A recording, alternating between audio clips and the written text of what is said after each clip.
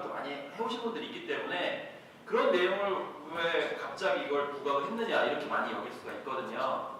그런 점에서 지금 현재 논의되고 있는 공유 경제라는 것이 이제 뭐가 다른 것이고, 그 다음에 지금 어떤 식으로 이제 좀 우려의 목소리가 있는지 이런 것들을 좀 말씀드리려고 하는 거거든요. 그리고 지금 현재 흐름들은 일반 시민과는 좀 많이 벗어나 있는 측면에서 논의가 많이 되고 있어가지고 이런 점들을 이제 얘기를 하겠습니다. 근데 오늘 이 시간에 말씀드릴 자료들은 제가 온전히 다 만든 건 아니고요. 그런 것도 사실 필요 없을 것 같습니다. 왜냐하면 지금 현재 논의되고 있는 것들을 짚으면서 제가 이제 첨언을 하면서 제 견해를 말씀드리면서 여러분들이 생각을 해보게 되는 그런 계기를 마련하는 것이 중요하다고 생각합니다. 그래서 제 관점도 뭐 있긴 있고요. 뭐 얼마든지 제 사견을 이야기할 수 있지만 그건 최대한 자제를 하면서 그동안에 어떤 논의들이 있는지에 대해서 전반적으로 짚어드리겠습니다. 그리고 비즈니스나 어떤 구체적 모델에 관련돼서는 아마 뭐 이제 강의가 진행되면 될수록 다양하게 짚어주실 분들이 이제 연사로 나오실 거기 때문에 스토리텔러 나오실 거기 때문에 그런 부분 디테일하게 구체적으로 제가 말씀드리지는 않겠습니다. 그리고 오늘 이 시간에는 이 학자들 얘기를 초반 몇 점 하겠습니다. 근데 이런 얘기들은 공유경제에 관련된 뭐 매체나 책에서는 잘 이야기하지 않는 부분인데요. 그런 부분을 일단 숙지를 하고 있어야 이제 기본적인 흐름들을 놓치지 않는다는 측면에서 좀 주목을 해야 된다 이렇게 저는 생각이 듭니다. 근데 오늘 여기 왜 뭐 이렇게 말씀을 걸어도 되나요? 네, 그럼요. 편하게 하시면 돼요. 혹시 어떤 관점으로 오셨는지 제가 항상 여쭤보고 싶거든요. 왜 오셨는지 혹시 말씀해 주실 수 있으세요? 뭐 약간 낯설긴 하지만 왜냐하면 이제 저희가 얘기하는 것 올해 여기 김우정 감독도 오셨지만 이런 강의나 뭐 기획을 하거나 어디 이제 아이디어를 제공할 때 가장 좀 고민스러운 게 뭐냐면 저희는 이제 컬처 클리닉 개념들을 좀 얘기하거든요. 무슨 얘기냐면 저도 병자고요. 그 문화 기획하는 사람들은 다 병자예요. 왜 그러냐면 문화가 뭔지도 모르고 예술이 뭔지도 모르고 기획을 다 하고 있어요. 네. 무슨 얘기냐면 기획을 한다는 거는 어떤 행사를 만든다는 거는 결핍되어 있기 때문에 그걸 하는 거거든요. 그럼 뭘 결핍되어 있는지 자가 진단을 해줘야 돼요. 근데 저도 제 진단을 잘 못하거든요. 서로 진단을 해줘야 돼요. 그래서 어떤 문제점이 있는지를 혹은 어떤 고민이 있는지를 알아야만이 컨셉이나 기획을 잡을 수가 있거든요. 근데 보통은 그런 게 없어요. 어디 강연을 하거나 기획을 하러 가면 무조건 아이디어를 내놓으라고 해요.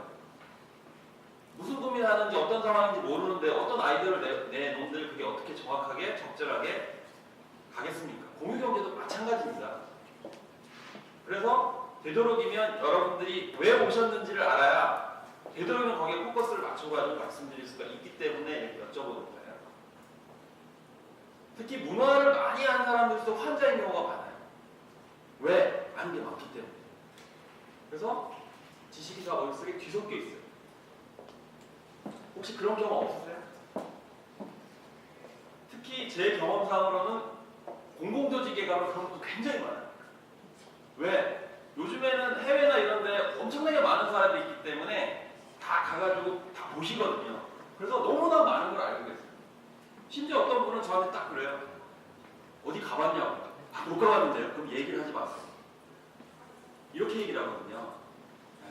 그래서 그런 지식이 중요한 게 아니고 어떤 고민을 하고 계시고 왜 오셨는지 이런 것들을 말씀해 주시면 여기 있는 텍스트에다가 제 견해나 이런 것들을 최대한 이렇게 말씀드리겠다는 거. 제가 이제 다 정답을 한다는 뜻은 아니고요.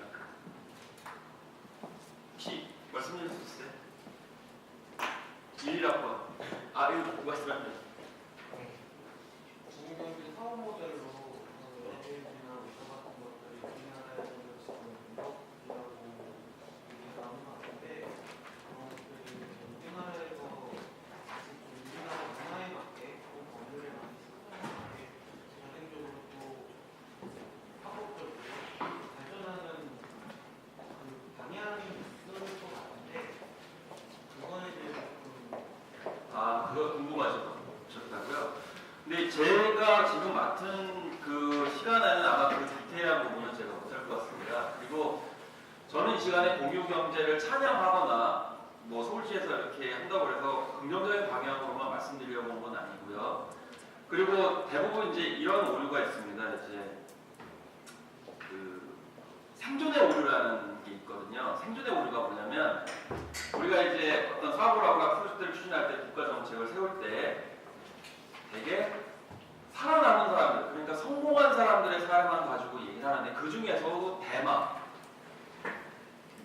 그렇습니다. 학교도 그렇고 어디 이제 경영 컨설팅도 뭐 많은 데를 가면 대부분 성공사를 누구를 언급하냐면 스티브 잡스를 언급합니다. 그런 경험 여러분도 있으시잖아요. 근데 우리는 스티브 잡스가 될 수가 없어요. 그리고 되게 미국 얘기를 많이 합니다. 우리는 미국이 될 수가 없습니다. 스티브 잡스가 될 수 있나요? 될 수 없어요. 이따 시장에 관련된 얘기도 할 텐데 이 시간에 말씀드리는 거는 정확하게 현실에 기반을 두고 솔직하게 얘기를 해야 된다는 부분입니다. 그렇지 않고서는 모델이 기본적으로 다 우버고 B&B고 다 그런 할 수가 없어요. 그리고 특히 문화 같은 경우에는 딱 한 사람만 하다가 소수만이 알 수 있는 시장이 널려 있습니다. 무슨 얘기냐? 그 아이템을 성공했으면 그걸 흉내낸 사람 다 실패하게 돼 있어요. 그런데도 그걸 다 모델로 해가지고 그 성공한 모델이라고 해서 다 벤치마킹 거예요. 그럼 다 실패하죠. 심지어 국가 예산이 거기다 엄청나게 투입이 되거든요. 그럼 다 실패하는 거죠. 근데 물론 공공 분야에 있어서는 새로운 사업을 지원할 때 중고 모델이 그러니까 그 기존에 있어야 되니까 아예 없는 게 아니고 성공 사례나 중고 모델이 있어야만 지원해주는 그게 있기 때문에 사실 그런 식으로 지원을 하는데요. 그래서 대부분 국가 정책들이 실패하는 거예요. 뭐 이번에 뭐 최순실 그거를 해가지고 난리 쳤는데 참 슬픕니다 사실은. 그거 얘기하자면 또 몇 시간 가게 되겠지만 그래서 어쨌든 이 시간에 말씀드리고 하는 부분은 이제 그런 어떤 큼지막한 형태의 성공 모델만 얘기하는 것이 아니고요. 현실적인 부분은 우리가 생각을 하자는 쪽에서 이제 일단 말씀을 드리겠고요. 네. 저는 아예 공유 경제 개념 자체가 잘 네. 확립되지 않은 상태인데요. 공유 경제에 대해서도 많이 들어본 적이 없어요. 아, 그래요? 네, 이게 어떻게 나오게 된 건지 솔직히 경제하면 약간 가진 자들이 다 가지는 약간 그런 느낌인데. 아, 본인은 그렇게 생각하시나요? 네, 저는 약간 그런 느낌이 있거든요. 색깔이 좀 그래서 색깔 저 색깔이 그냥 아니 그런 딱히 그런 건 아니고 물을 조금 추천한 사람이 뭐기 싫어하는 거니까 그래서 그 정확한 개념이나 그런 게 조금 네. 사실 이제 공유경제하면 빨간색을 떠올리는 경우가 많아요. 그 공유라는 것이 어떤 소유권을 없애고 같이 공유한다라는 생각을 하니까 자산권을 이제 파괴하는 그런 게 약간 생각을 하면서 사회주의를 연상하시는 분들도 있어요. 그래서 주로 이제 진보 쪽에 계신 분들이 그런 담론을 가지고 많이 이제 하시려고 하시고 관심을 보이게 되는데요. 그런 예전 담론입니다. 그런 것들 같은 경우에는. 그래서 자칫 오해를 하게 되면 여기서는 지적을 하겠지만 급진적으로 막 이렇게 사회가 모두 다 소유권을 포기하고 그쪽으로 갈 것이다 이렇게 얘기하는데요. 그건 정말 크나큰 오해입니다. 그런 개념으로 얘기하지도 않아요. 특히 미국 학자들이 주로 얘기하는 개념이고 또 거기서 성공했기 때문에요. 그래서 그런 기초 개념부터 좀 제가 말씀을 드리겠습니다. 어쨌든 고맙습니다. 두 분이 얘기해 주셔서 시간이 별로 없어가지고요. 그래서 일단은 그래서 소유가 아니고 이제 접근성이라는 얘기를 많이 합니다. 우리 경제에서. 근데 여기서 잘 봐야 되는 것이 소유가 아닌 접근성이다 이렇게 되어 있습니다. 그럼 접근성이라는 게 뭐죠? 누구나 다 참여할 수 있는. 참여할 수 있는 거라고 되게 해석이 가능하잖아요. 그러면 참여가 물리적 공간일 경우에는 참여가 가능한가요? 공간만 같이 쓴다라는 개념에서 좀 더 접근하기 좋다라는 개념을 생각하면 좋지 않을까 싶은데요. 제가 생각하는 네네네, 맞는 말씀이에요. 네, 그래서 어떤 민주주의 정신에 따르면 참여 민주주의 정신이나 뭐 이런 공동체주의 관점에서 보게 되면 누구나 다 같이 접근하면 좋겠죠. 근데 여기서 이제 기본적인 맥락은 뭐냐면 우리는 인간이라는 거죠. 물리적 한계가 있을 수밖에 없기 때문에 기존 모델에서는 접근할 수가 없어요. 그러면 이 접근성을 가능하게 해준 게 뭐냐라는 거죠. 접근하게 해준 게 뭐냐. 물론 뭐 사이버 공간에서 뭐 이렇게 유체 이탈을 해가지고 이렇게 가느냐 그런 얘기가 아니겠죠. 그래서 공유 경제의 개념은 디지털에 등장하고 맞물려 있습니다. 이걸 분리해서 공유 경제를 얘기하면 그건 사입입니다. 거짓말하는 거예요. 성공할 수가 없습니다. 왜? 기존에 이거 다 해봤거든요. 근데 지금 다 뒤섞여 있어요. 공유 경제라는 게 나오는 거는 결국 디지털을 통한 접근성이에요. 이 개념을 얘기하지 않으면 기존의 공유의 관점하고 섞여요. 사회주의하고 섞여버려요. 공동체주의하고. 근데 지금 사업 지원이나 이런 거 하는 거 보면 이런 개념 없이 그냥 다 해버려요. 물론 거기에는 뭐 인권이나 뭐 여러 가지 이해관계가 얽혀있기 때문에 그렇다고 저는 생각을 합니다. 그렇지만 또 원론적인 입장에서 봤을 때는 디지털에 등장했다는 접근성이 등장하기 때문에 새로운 개념들이 체계화가 된 것이죠. 그래서 여기 보고서 보면 뭐 이게 다 뒤섞여 있는데 사실 제레미 리프킨이 먼저 얘기를 한 거예요.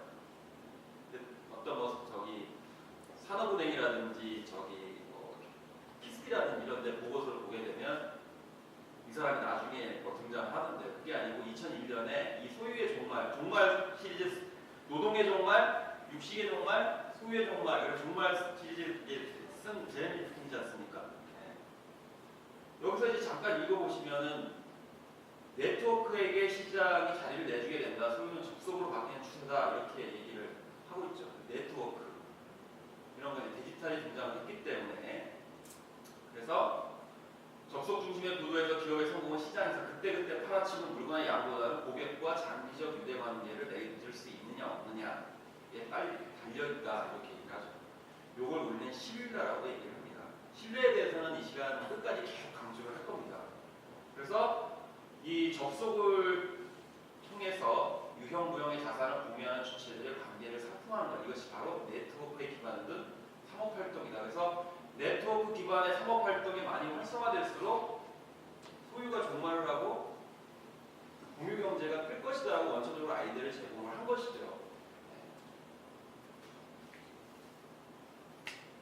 그래서 영어로 보면 쉐어링이죠. 쉐어링. 나눈다는 뜻입니다. 근데 맨 밑줄에 보시면 이 우려하는 점이 있는데요.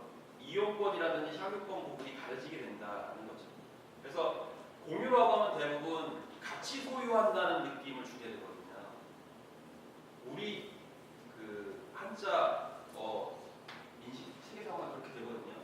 근데 여기서는 쉐어링이라는 거죠. 단어 쓴다는 의미가 강하기 때문에 단어 쓴다라는 나눠서 쓴다. 그렇기 때문에 공유 경제를 하게 되면 이제 이용권이라든지 향유권 부분이 붙이게 된다라고 하기 때문에 적확한 번역이라고 할 수 없다는 지적들이 많이 있어요. 적확한 번역이 아니에요. 공유라는 거는 같이 소유한다는 뜻을 갖고 있잖아요. 여기서 굉장히 착각이 있는 거죠. 무슨 얘기냐면 소유권이 종말하는 게 아니에요.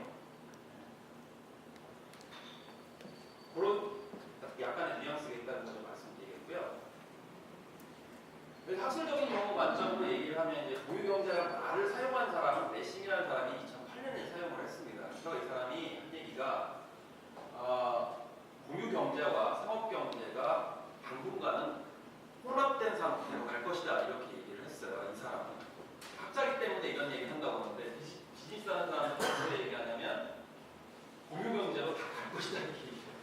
많은 보고서를 보면 21세기에 그게 다 갈 것이다. 물론 이제 그 정책 지원을 하거나 이제 서브 그 담론을 만들어내는 사람들은 되게 다 된다는 것처럼 그렇게 얘기를 해야 되기 때문에 예를 들면 지금 4차 혁명 담론 굉장히 많지 않습니까? 그러면 제일 사기치기 쉬운 게 그거죠. 1차, 2차, 3차, 4차 혁명. 그 4차에 관련돼서 너무나 많은 담론이 나왔는데 한 번도 실현된 적이 없어요. 4차에 관련돼서. 그래서 그런 담론들이 너무 많은데요. 마찬가지로 잘못하면 공유경제도 그런 뻥이 될 가능성이 있기 때문에 이런 점들을 좀 짚기 위해서 제가 세게 말씀을 하겠습니다. 그래서 이 레싱이라든지 벤클라다라든지 이런 사람들이 주로 얘기하는 거는 공유 행위가 시장 가격이 아니고 다양한 사회적 관계에 따라서 조율되는 경제다 이렇게 얘기했습니다. 어렵게 계속 말씀드리는데 제가 좀 풀어서 말씀을 드릴게요. 약간 이제 비교를 하기 시작을 하면요. 이 상업경제하고 공유경제를 비교한 그 연구 결과를 보게 되면 여기서 좀 설명을 드릴게요. 비즈니스 유형을 보시면 이 기업의 공급자하고 개인 소비자 뭐 이렇게 이제 공급을 한다고 하는데 여기서 영어 단어가 다릅니다. 여기 커스터머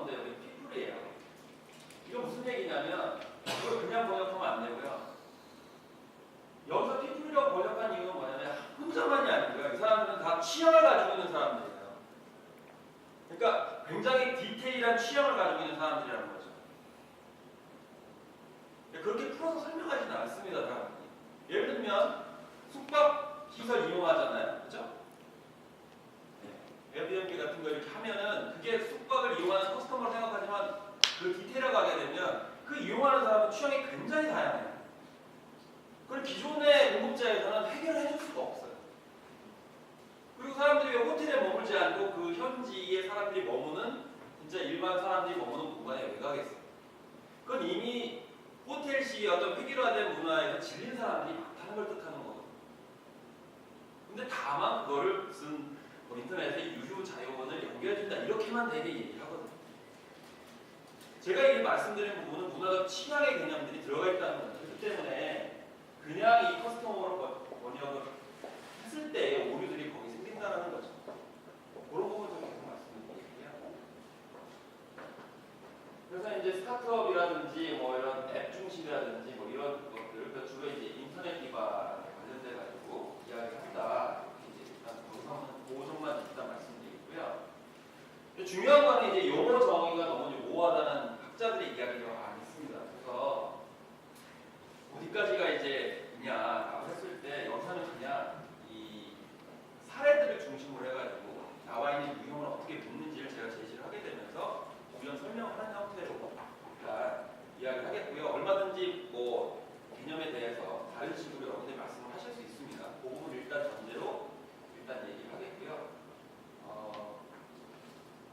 일단 뭐 다보스 포럼이라든지 뭐 타임즈에서 굉장히 뭐 인기를 많이 끄는 개념으로서 많이 얘기를 하고 있는데요. 거기서 뭐 21세기는 평판이 중요해지고 커뮤니티가 중요해지고 공유적 집중이 중요하다라고 하면서 많이 이야기를 하고 있는데, 원래 이제 벤 클러라는 사람이 2004년에 본격적으로 여기에 대해서 이제 정립을 하기 시작했습니다. 그리고 지금 그 사람의 논의가 현재 계속 이루어지고 있기 때문에 벤 클러가 뭐라고 얘기했는지 한번 이제 살펴볼 텐데요. 일단 배경을 보게 되면은 금융위기 이후의 저성장, 높은 실업률 뭐 이런 걸 얘기를 하고, 첫 번째는 환경적 조건. 우리나라도 마찬가지입니다. 아직도 이제 제가 뭐 특정 뭐 정치 그걸 얘기하는 건 아닌데 왜 박근혜 대통령이 뽑혔느냐? 아직도 우리는 고성장을 할 수 있다는 환상이 있기 때문에 어쨌든지 간에 성공했다고 저는 생각을 해요. 근데 지금 현재 성장률이 2% 밑으로 갈 거거든요. 앞으로 고성장 안 됩니다. 자수성가 안 돼요. 그 다 문화적 관점을 봤을 때 빨리 그 인식을 버려야 되거든요. 근데 아직도 한국인의 대부분은 자수성가 시대의 그런 생각들을 가지고 자녀 교육을 하고 진학을 하고 출산 문제를 다 고민하고 있어요. 저성장이라는 건 결국에 뭐냐면 생산을 해가지고 많은 부품을 생산을 해서 소비할 수 있는 문화가 아니라는 걸 뜻하는 거거든요. 그 상황에서 어떻게 해야 되느냐? 기존에 있는 거 가지고 어떻게 해야 돼요? 쉐어링을 하면서 만족도를 더 끌어올리는 형태로 가는 문화를 사람들이 선호할 수밖에 없다는 거예요. 그래서 우리나라는 아직 문화 지체 현상 비슷하게 있어가지고 고성장에 대한 어떤 문화적 행태들이 많이 있는데 전체 시스템은 그렇게 가고 있는 거죠. 지금 현재 정치로 굉장히 논란이 많은데 여야를 막론하고 경제 문제에 대해서 얘기를 안 해요. 얘기를 안 하는 이유가 그냥 안 하는 게 아니고 해법이 없어요. 왜? 국민들은 다 고성장의 이 미망이 아직 있거든요. 근데 정치 있는 사람들 경제학자 다 알고 있어요. 우리 고성장 할 수가 없거든요. 그 간격 때문에 뭘 지고 있거든요. 그래서 공유경제라는 것은 바로 이제 그 저성장기에 들어선 서구에서 이미 나오고 있는 상황인 거죠. 우리나라는 그렇게 갈 수밖에 없는 측면이 있어요. 근데 그게 반드시 공유경제의 기본 모델이냐? 그건 논의를 해봐야 될 문제 있죠. 어쨌든 저성장 구조 때문에 이 공유경제라는 말이 나왔고요. 그리고 핵심은 IT 플랫폼이나 SNS, 특히 스마트폰 때문에 공유경제가 갑자기 뜬 겁니다. 스마트폰을 얘기를 안 하는 경우가 많은데요. 스마트폰 때문에 그걸 모호하게 IT 플랫폼이니 뭐 SNS에 다 이렇게 얘기합니다. 마음의 소리 지금 엄청나게 인기를 끌고 있잖아요. 웹툰 많이 끌고 있지 않습니까? 그건 사실 엄밀하게 하면 웹툰이 아니에요. 스마트툰이에요, 스마트툰. 전혀 다릅니다. 예전의 웹툰 아니에요. PC 시대의 웹툰 아니거든요. 마찬가지로 공유경제가 활성화된 것도 우보나 이런 거 다 활성화된 것도 사실은 그냥 데스크탑 컴퓨터 때문에 그렇게 된 게 아니거든요. 그래서 당연히 앱이라는 것을 필수적으로 얘기할 수밖에 없는 측면이 있기 때문에 그래서 왜 복잡한 얘기를 많이 합니다. 온 디맨드. 그 IT 전문가들이 올해 2016년도 트렌드를 온 디맨드라고 했지 않습니까? 주문자 요구에 따라서 맞춤식으로 제공해 준 걸 이렇게 얘기했는데 공유경제야말로 아까 제가 문화적 관점 얘기했었잖아요. 숙박시설을 왜 민간인과 이용하느냐? 사람들이 원하는 처에 굉장히 다양했기 때문에 그걸 충족시킬 수 있는 방법은 공급자가 인위적으로 만들 수 없어요. 그걸 1대1을 민간인들이 제공을 해준다는 거죠. 그리고 여행 트렌드가 지금 많이 바뀌었습니다. 사람들은 그냥 패키지로 구성된 게 아니고 있지 않은 것들을 자기식으로 구성을 해가지고 여행하는 트렌드가 있기 때문에 그걸 이미 상품화하는 사람들도 있어요. 그런 취향의 변화와 다변화에 맞춰가지고 공유경제가 가는 것이지 단순히 그런 공유 자체에만 함몰되시면 이건 안 된다는 점을 말씀드리고요. 그런 것들을 이런 SNS나 커뮤니티나 이런 것을 통해서 연결해가지고 공유경제가 확산이 되고 있다는 점들을 잊지 마셔야 된다. 저는 말씀을 드리고자 하는 것이고요. 좀 어려운 얘기 다시 하겠습니다. 그래서 여기 이걸 이제 어디 가시면 이런 용어들이 나오기 때문에 이 사람이 뭐라고 했냐면 분산형 컴퓨팅 시스템이다 이렇게 얘기해요. 분산형 컴퓨팅 시스템이 뭐냐면 스마트폰이 등장을 했기 때문에 사람들이 개인 PC로 접근을 하는 거죠. 네? 그러다 보니까 이제 그게 범사회적인 어떤 하나의 시스템이 되는 거고 우버라는 회사에 그래서 형성이 되는 거고 에어비앤비가 그래서 형성이 된다는 거 얘기하는 거예요. 분산형 컴퓨터 시스템이라는 거는 그렇게 좀 어려운데 풀면 이제 그렇게 된다고 볼 수가 있겠고요. 여기서 이제 확실하게 인식을 하셔야 되는 거는 이 공유행위라는 것에 대해서 이 사람이 많이 얘기합니다. 그런데 공유행위가 가격 체계가 아니라 사적 관계와 공유의 윤리에 따라서 이루어진다 이렇게 되어 있고요. 가격 기반을 하려는지 정부 지원 기관의 시스템이 아니다. 이게 무슨 얘기냐? 공유행위가 수요 공급 격선에 따라서 만들어진다는 게 아니라는 거예요. 무슨 얘기인지 이해가 가세요? 잘 이해가 안 되죠? 자, 여기서 사회적 관계라는 거다라는 건데 더 풀어서 설명을 드릴게요. 여러분들이 그 아까 평판 얘기하셨죠? 평판의 사회라고 했잖아요. 평판이라고 했잖아요. 이게 평판이 뭐냐면요. 여러분들 입소문이라는 거 있지 않습니까? 버블 마케팅이라고 하죠. 예를 들면 페북이 SNS 마케팅 왜 합니까? SNS 마케팅 혹시 왜 하는지 설명해 줄 수 있는 분 좀 말씀해 주세요. SNS 마케팅 왜 하죠? 이렇게 하면 황당하죠. 김수정 감독님 왜 SNS 마케팅 하죠? 옛날 네. 영업 같은 경우에는 저희 영업사를 이걸 하잖아요. 네. SNS 마케팅 같은 거는 저희 고객이 저희 물건을 홍보하고 하잖아요. 네. 그러니까 영업사에서 그 역할을 고객이 진짜 말하고 팬이 돼가지고 아, 네, 맞는 말씀입니다. 근데 이 시간에 처음부터 끝까지 제가 일관되게 말씀드리는 부분은 신뢰 문제입니다. 공유경제의 기본적인 모델 베이스, 자꾸 제가 내려갈게요.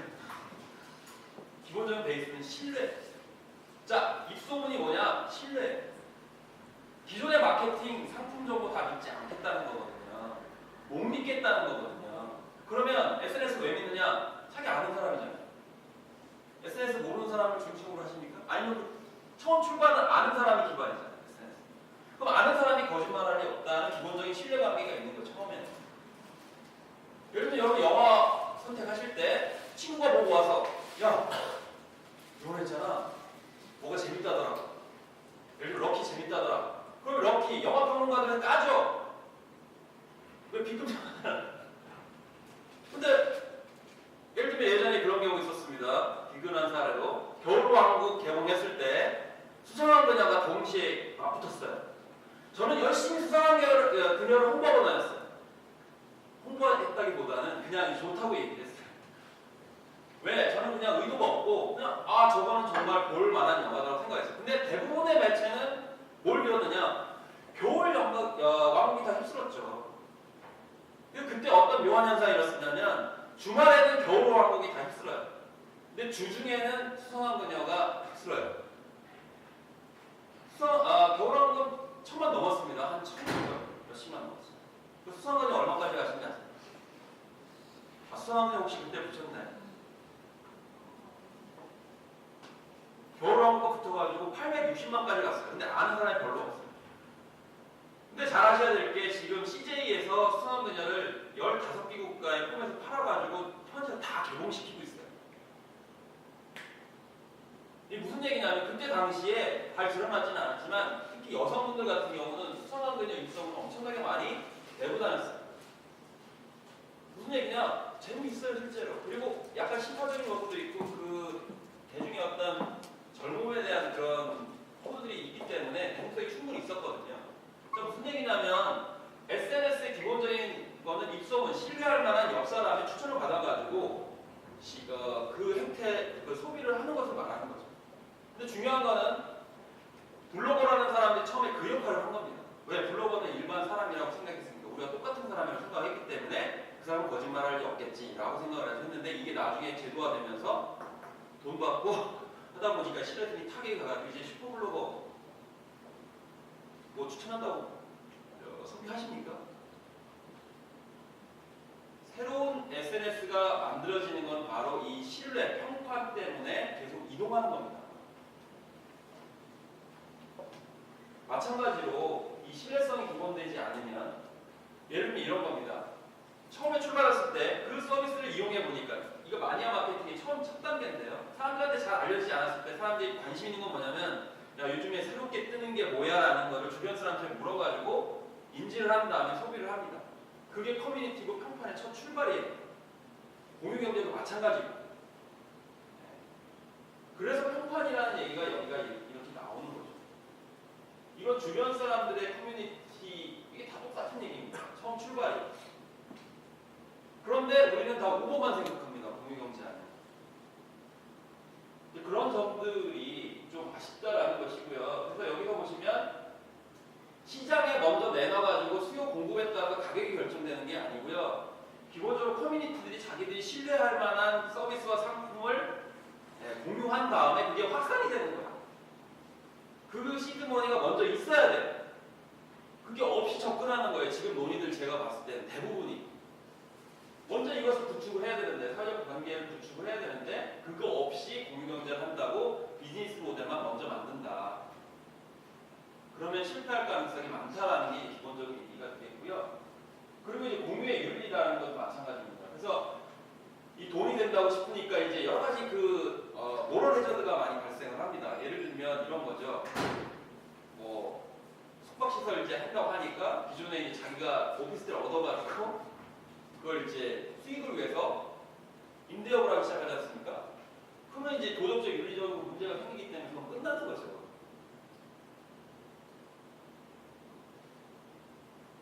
자, 그런 거고요. 그래서 여기서 범사회적 공유다 이런 얘기들이 다 똑같은 얘기라고 할 수가 있겠죠. 특히 자율성 문제, 커뮤니티이기 때문에 자율성이 당연히 먼저 있어야 된다는 말씀을 좀 드리겠고요. 이런 얘기는 사실 이상적인 얘기죠. 구속받지 않는 기업에서 나의 계약이나 감사나 이런 것들을 타이트하게 하지 않는다.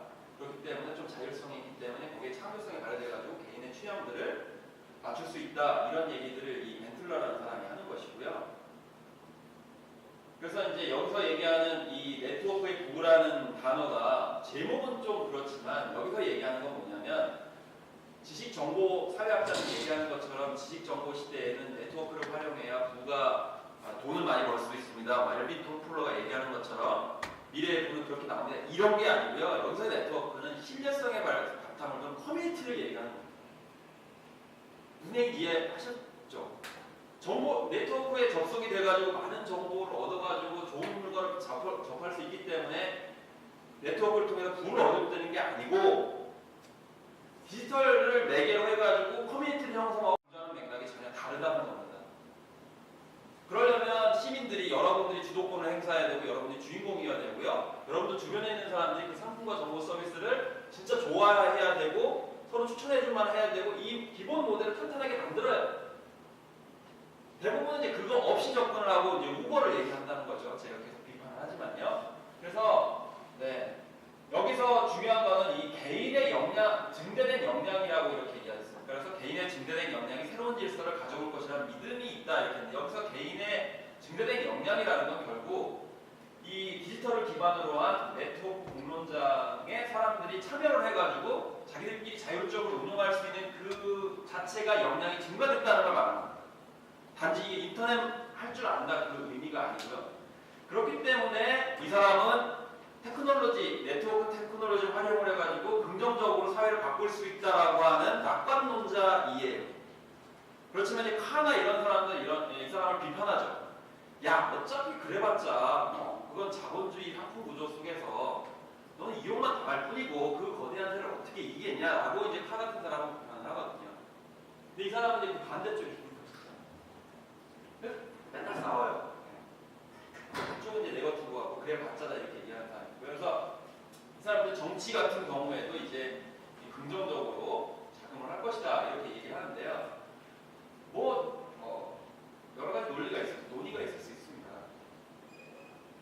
잠깐 시간이 없죠. 아니요, 괜찮습니다.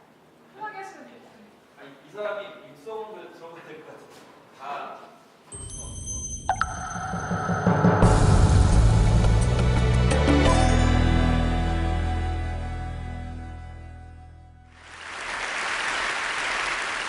One of the problems of writing and working and looking at the internet is that it's very hard to separate fashion from deep change. And so to start helping that, I want to take us back to 1835. In 1835, James Gordon Bennett founded the first mass circulation newspaper in New York City. And it cost about $500 to start it, which was about the equivalent of $10,000 of today. By 15 years later, by 1850, doing the same thing, starting what was experienced as a mass circulation daily paper, would come to cost $2.5 million. 10,000, $2.5 million, 15 years. That's the critical change that is being inverted by the net. And that's what I want to talk about today and how that relates to the emergence of social production. Starting with newspapers, what we saw was high cost as an initial requirement for making information, knowledge, and culture, which led to a stark bifurcation between producers who had to be able to raise financial capital just like any other industrial organization, and passive consumers that could choose from a certain set of things that this industrial model could produce. Now, the term information society, information economy, for a very long time has been used as the thing that comes after the industrial revolution. But in fact, for purposes of understanding what's happening today, that's wrong. Because for 150 years, we've had an information economy. It's just been industrial, which means those who were producing had to have a way of raising money to pay those $2.5 million and later more for the telegraph and the radio transmitter and the television and eventually the mainframe. And that meant they were market-based or they were government-owned, depending on what kind of system they were in. And this characterized and anchored the way information and knowledge were produced for the next 150 years. Now, let me tell you a different story.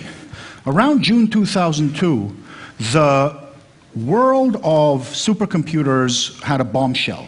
The Japanese had for the first time created the fastest supercomputer, the NEC Earth simulator, taking the primary from the US. And about 2 years later, this, by the way, is measuring the trillion floating point operations per second that the computer is capable of running. Sigh of relief, IBM Gene Blue has just edged ahead of the NEC Earth simulator. All of this completely ignores the fact that throughout this period, there's another supercomputer running in the world, SETI at home, 4.5 million users around the world, contributing their leftover computer cycles whenever their computer isn't working by running a screensaver, and together sharing their resources to create a massive supercomputer that NASA harnesses to analyze the data coming from radio telescopes.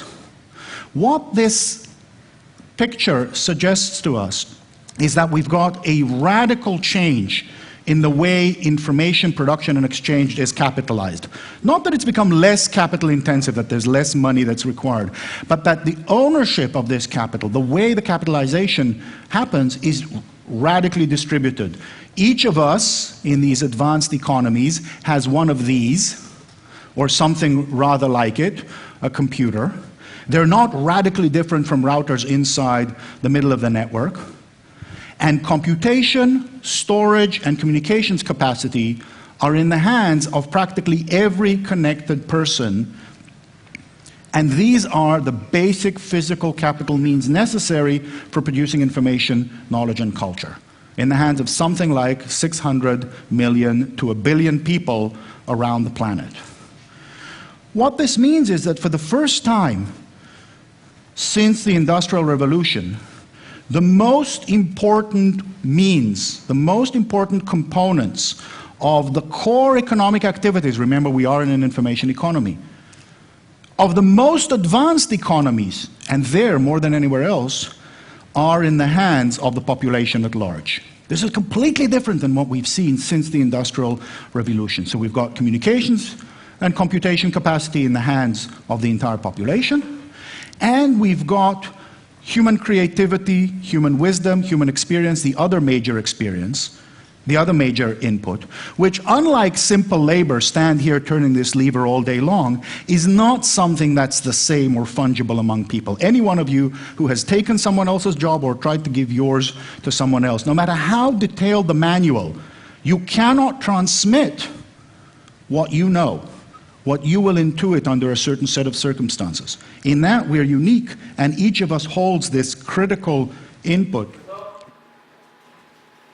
정보, 지식, 문화를 기초적인 물리적 생산 수단을 이제 사람들이 갖게 됐다라는 그게 이제 핵심적으로 중요한 거예요. 뭐냐면 기존에 뭐 신문도 얘기를 하게 되면 되게 지식 정보를 생산한다 그러면 되게 이제 지식 정보 사회라는 거는 대체적으로 우리가 이제 엘리트 플랜을 생각을 해보게 되면 지식 정보를 갖게 되면 거기서 부가 나오고 뭐 이런 얘기 많이 한다는 거예요. 근데 이 사람이 강조하는 건 뭐냐면 사람들이 직접적으로 그런 자기 수단을 갖고 있기 때문에 그런 생산의 문제가 아니에요. 그러니까 정보 생산이라는 건 그냥 산업의 문제예요. 저는 사실은 개인적으로는 그렇게 생각합니다. 정보와 산업이라는 건 없다고 생각하거든요. 그 거짓말이에요. 제가 봤을 때. 뭐냐? 그냥 그건 산업과의 연장선상이에요. 예를 들면 우리나라는 뭘 먹고 사냐면 핸드폰 가지고 먹고 살거든요. 그럼 핸드폰이 뭐냐 그러면 사람들은 그 정보화 산업이 이렇게 얘기해요. 어떤 분들은 그 제조업이죠. 핸드폰을 정보화 산업이라고 생각하세요? 드론 정보화 산업이라고 생각하세요? 아니거든요. 소프트 파워는요, 미안한 얘기지만 언어하고 굉장히 밀접하게 연결이 돼 있어요. 우리나라 솔직히 말하면 제 개인적인 생각은 우리나라에 소프트 산업 할 수 없어요. 거짓말이에요. 뭐 이건 개인적인 견해고요. 어쨌든지 간에 정보화, 산업 이런 관점들을 좀 뛰어넘어서 이 사람은 얘기를 하는 거죠. 그래서 수단을 가지고 있느냐가 중요한 겁니다. 사람들이 수단을 가지고 있기 때문에 이걸 가지고 공유 경제를 할 수 있다라고 이 사람은 얘기를 하는 겁니다. 그래서 자세한 내용은 나중에 이 사람 데이터를 통해서 이제 보시고요. 그래서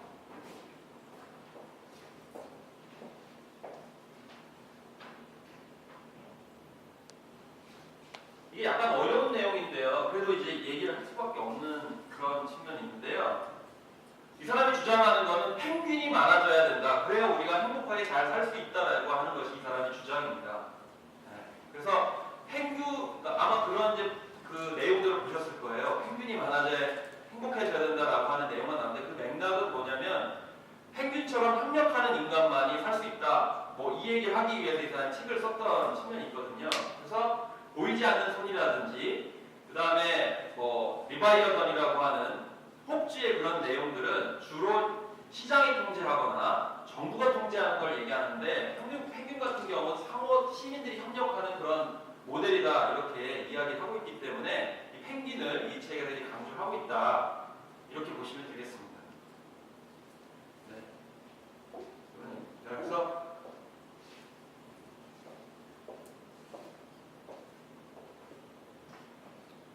나중에 관심 있으신 분들 이 책을 보시면요. 그래서 이 리바이어던이라든지 보이지 않는 선 이런 것들은 리바이어던 같은 꼭지 얘기인데 정부에 대한 통제를 얘기하는 것이고 또 이 보이지 않는 손 같은 경우는 시장의 통제다. 그렇지만 앞으로의 공유 경제에서는 이 리바이어던이라든지 보이지 않는 손을 넘어가지고 협력의 인간이 새로운 시스템을 만들어낼 것이다. 이렇게 얘기를 하는 그런 맥락이라고 보실 수가 있겠습니다. 그래서 협력의 가치를 이야기하고 있고요. 특히 제일 이런 시스템에서 제일 중요한 것은 바로 이 호혜성이라고 하는 인간의 본능이다. 이렇게 얘기를 하고 있습니다. 사실은 뭐 호혜성에 관련돼 가지고는 이제 상호성의 원리라고 얘기를 하기도 하는데요. 이런 점들이 기본적으로 전제가 돼야만이 공유 경제가 성공할 수 있다 이렇게 얘기를 하기 때문에 이런 점이 현재 많은 비즈니스 모델에서 얘기하고 있는 기본적인 전제에서 많이 벗어나 있지 않을까 이렇게 생각을 하고 있기 때문에 애써서 이제 이 사람의 이야기를 얘기를 하고 있다고 볼 수가 있겠고요. 무엇보다도 이제 신뢰 문제를 이 사람이 굉장히 강조를 하고 있기 때문에 이런 점들을 이제 후쿠야마의 트러스트와 관련해서 여기다가 집어넣었다고 볼 수가 있겠습니다. 그래서 이 구성원 간의 신뢰가 먼저 전제돼야만이 공유 경제가 성공할 수 있다. 그리고 호혜성, 그러니까 상대방과 나와의 어떤 관계성을 상호 보완적으로 항상 신뢰의 바탕을 두고 서로 주고받는 관계가 이미 장기간 형성이 돼야 공유 경제가 성공할 수 있다라고 이야기를 하고 있는 것이죠. 특히 이제 문화 콘텐츠와 관련해가지고 이 사람이 공유 경제가 가능하다 이렇게 얘기를 하고 있는데 이 대표적인 것이 바로 여러분들도 관심 있고 들어볼 만한 크라우드 펀딩이라고 볼 수가 있겠죠. 그래서 이따 살펴보겠지만 크라우드 펀딩 같은 경우에는 가장 성장률이 급속하게 증가하고 있는 형태인데요. 그렇지만 크라우드 펀딩에도 기본적인 전제 조건이 있습니다. 그 점은 이따 제가 살펴드리도록 하겠습니다. 그래서 공유 경제의 일반적인 장점 같은 경우에는 각 개인들이 소유하고 있는 재화의 활용도를 높인다. 내가 소유하고 있다 하더라도 다른 사람과 공유할 수 있기 때문에, 그리고 두 번째는 부수입을 창출할 수 있다. 올리고 있는 상황에서 또 수입을 더 올릴 수 있기 때문에 수익이 올라가지 않겠느냐. 그리고 돈을 지불하고 어떤 사람이 사지 않아도 다른 사람은 사용을 할 수 있기 때문에 이런 사용의 증가도 있겠고요. 당연히 이제 사회 환경적인 관점에서 봤을 때는 환경 오염을 감소하기 때문에 이런 점들도 사회적 가치 차원에서 주목을 받고 있는 상황이다 이렇게 보실 수가 있겠고요.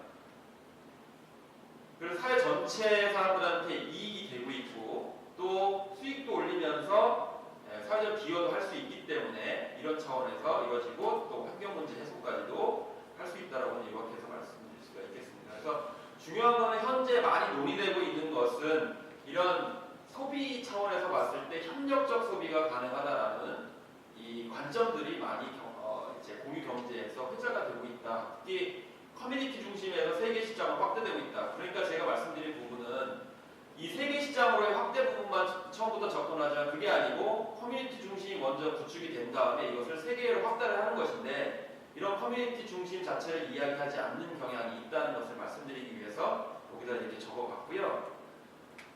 그래서 이 기존 경제와 공유 경제에 관련된 관계성을 어떻게 설정하느냐라고 했을 때 긍정적으로 바라보는 사람들은 이 기존의 경제 시스템에서 긍정의 부분들을 이끌어내가지고 상호 보완하면서 기존 시스템을 활력 있게 만들 수 있다 이렇게 얘기를 하는 사람이 있는 반면에 부정적으로 생각하는 사람들은 이제 기존 산업을 위협한다. 예를 들면 이제 우버 같은 경우에는 기존의 택시 기사들한테 택시 기사나 택시 회사한테 어제도 택시를 타는데 어떤 기사분이 자기는 10년 정도 할 것 같긴 한데 굉장히 우려스럽다고 미래를 암담하다 이렇게 얘기를 하는데요.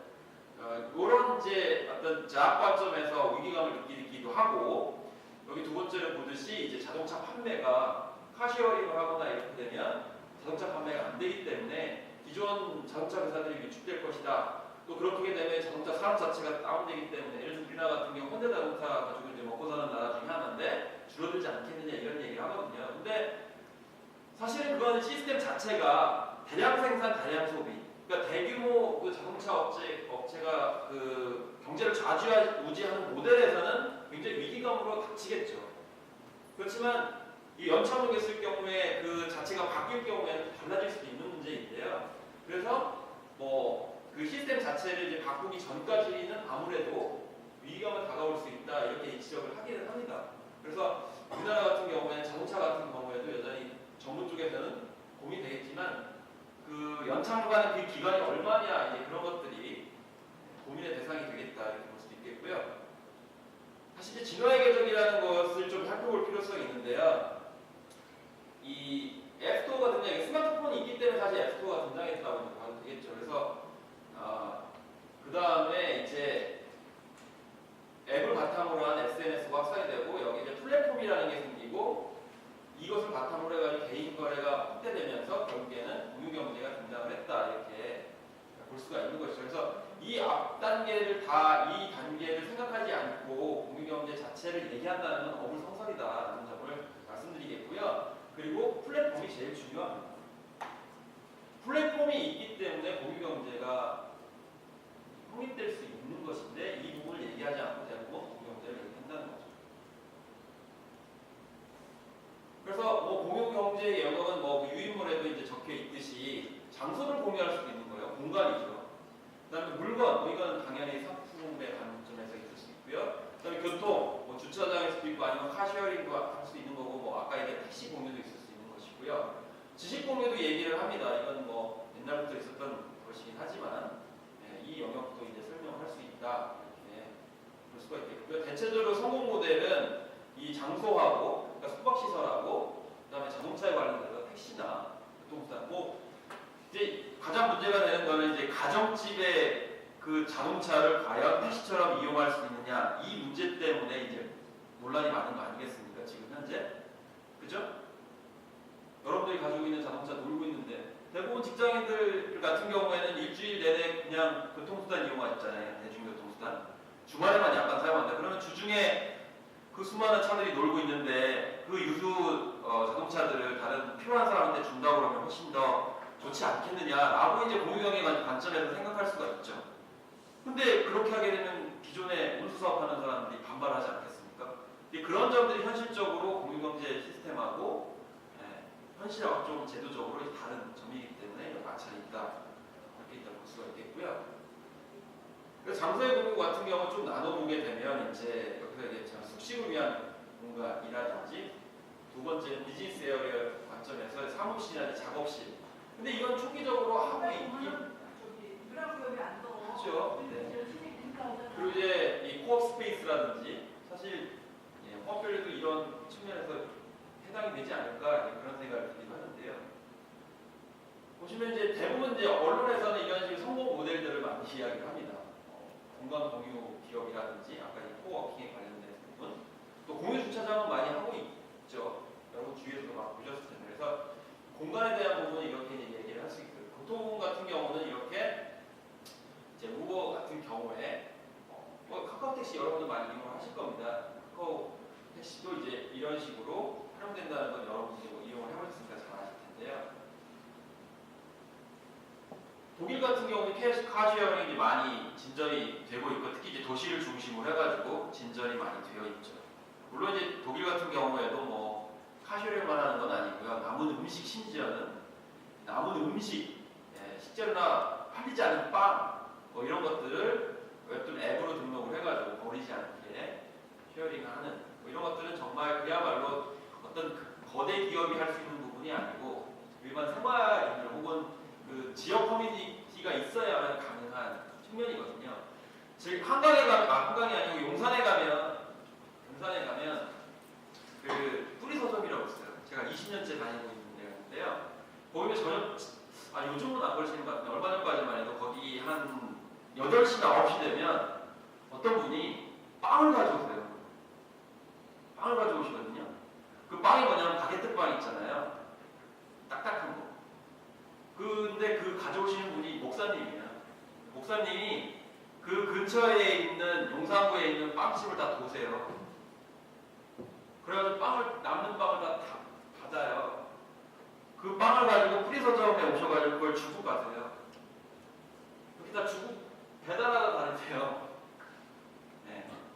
일종의 그게 이제 공유경제 초기 모델. 근데 그 부분은 이제 자기가 몸으로 부딪혀가지고 그렇게 하시는 거잖아요. 근데 거기에 이제 디지털 네트워크를 결합시키게 되면 또 다른 형태의 뭔가 될 수 있겠죠. 근데 어쨌든 간에 그 빵 버린대요. 좀 딱딱하고 맛은 없는데 그게 뭐 상했다고 할 수는 없는 건데요. 저는 사실 맛있게 먹었어요. 그리고 12시나 이제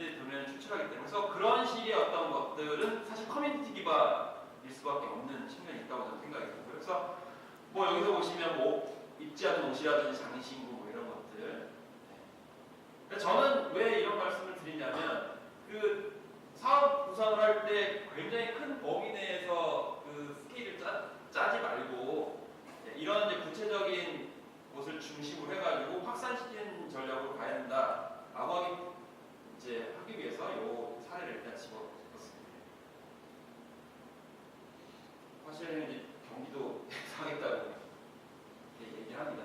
그 이유는 사실 그 직장인들이 대부분 경기도에서 사실 서울로 많이 하기 때문에 미국에도 이제 그런 얘기가 있지만 나중에 그 책 한번 읽어보세요. 도시에서 우리는 정말 행복한가 뭐 그 책이 있는데요. 그 책에서 이제 인용하고 있는 자료들이 뭐냐면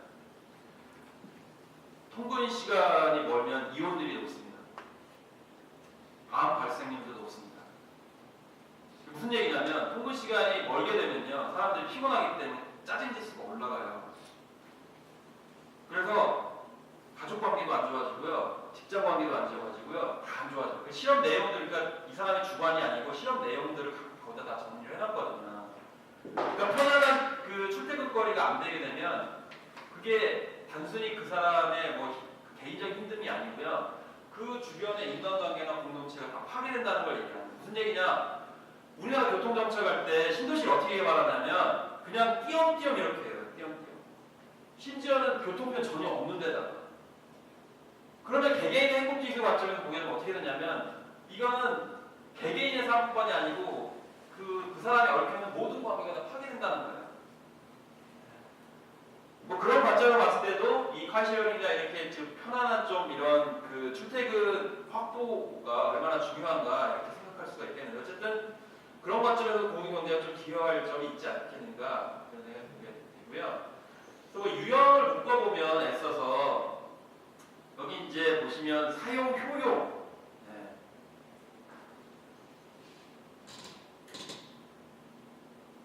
배터리 다 왔어.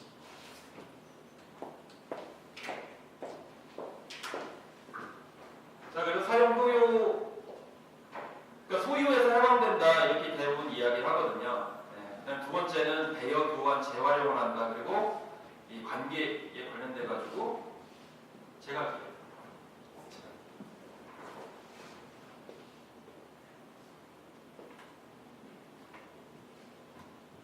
자, 그래서 일단 이 공유 목표가 뭐냐라고 했을 때 이 소비, 서비스, 제조, 생산 이렇게 돼 있고요. 그 다음에 뭐 이건 그냥 간단하게 읽어드리겠습니다. 공유 방법, 공유 플랫폼의 목적, 그래서 목적에 보시면 영리와 비영리로 되어 있는데요. 지금 현재 많은 논의들은 영리 쪽으로 이제 초점을 맞춰가지고 하겠다 이렇게 이야기를 하고 있고요.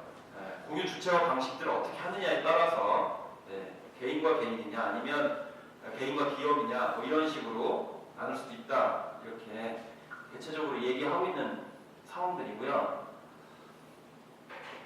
그래서 제품 서비스의 관점으로 볼 거냐, 물물 교환으로 볼 거냐, 협력적인 커뮤니티로 볼 거냐 이렇게 따라서 제품 서비스 같은 경우는 자동차, 오토바이, 뭐 장난감, 도서, 대여 이런 식으로 되어 있고요.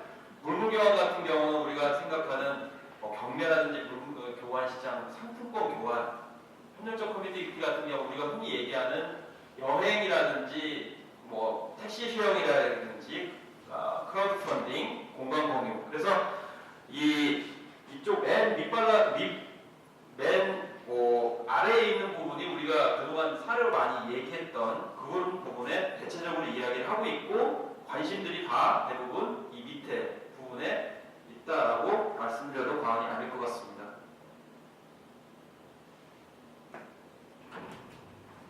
그래서 세 목으로 나눠가지고 물품 중심으로 분류를 하기도 합니다. 뭐 자동차, 공간, 금융, 물건, 노동력 이런 식으로 해서 나누기도 하고요. 방식들은 여러 가지가 있을 수 있다고 생각합니다.